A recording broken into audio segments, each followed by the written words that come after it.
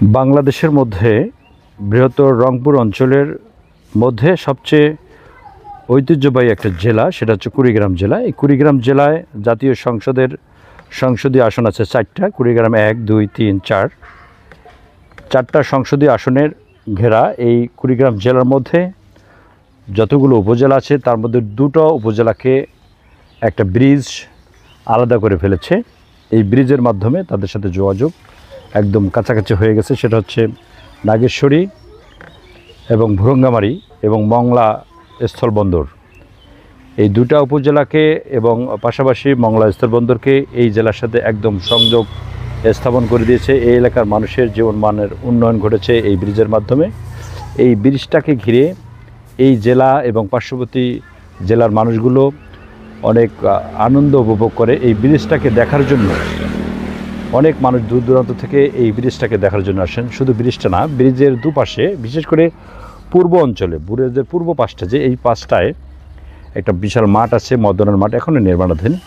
এই মাঠের চারপাশে নদীর কিনারে যে মেলা বসে, বিভিন্ন হরেক রকমের দোকানের মেলা বসে। এই বিকেলবেলা, বিশেষ করে বিকেলবেলা অনেক লোক দূর দূরান্ত থেকে অনেক লোক আসে, এখানে ঘুরতে আসে, স্ত্রী সন্তান নিয়ে আসে। পাশে খোলা মাঠ আছে, নৌকা আছে, নৌকায় ঘুরতে পারে, স্পিড বোট আছে। সব কিছু মিলে একটা নান্দনিক পরিবেশ এই কুড়িগ্রাম শহরের মধ্যে। পৌর এলাকার মধ্যে সবচেয়ে একটা বিনোদনের একটা জায়গা হচ্ছে ধরলা সেতু।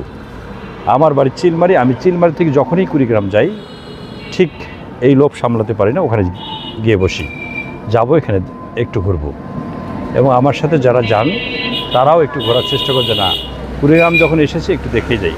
তো আশেপাশে যারা আছেন সময় পেলেই এই ধরলা সেতু দেখতে আসবেন, ভালো লাগবে, মনে আনন্দ জাগবে, আত্মতৃপ্তি আসবে।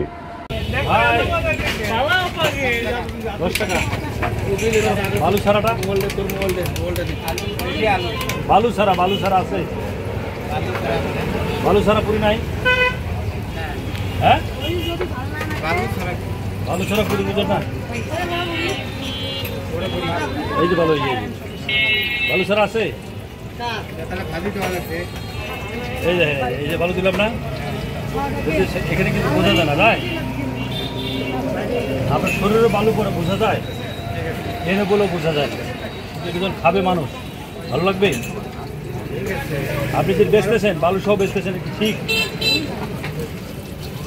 ঠিক না? এটা পাতলা কাগজ আছে না, পাতলা পলিথিন, একটু ঢেকে রাখে।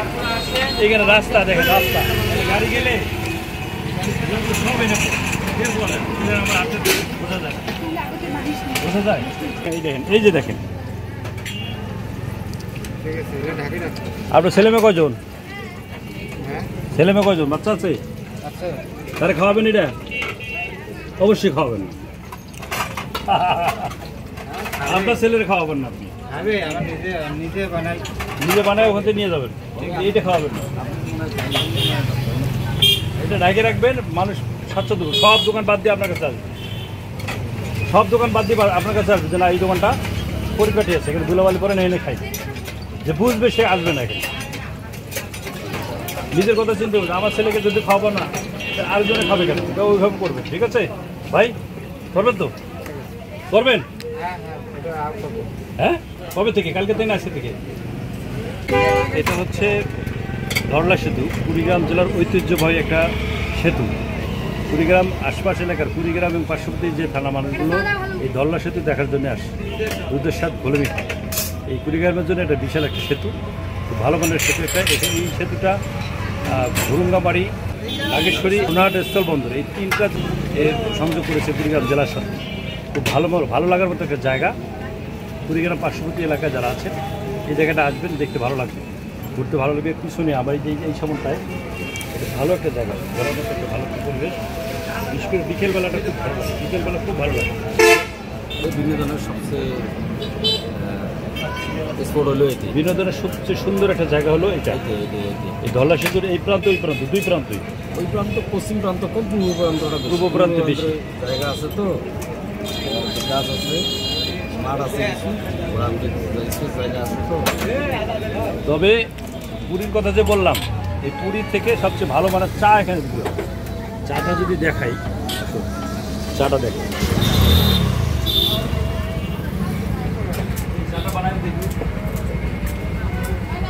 কত সুন্দর চা,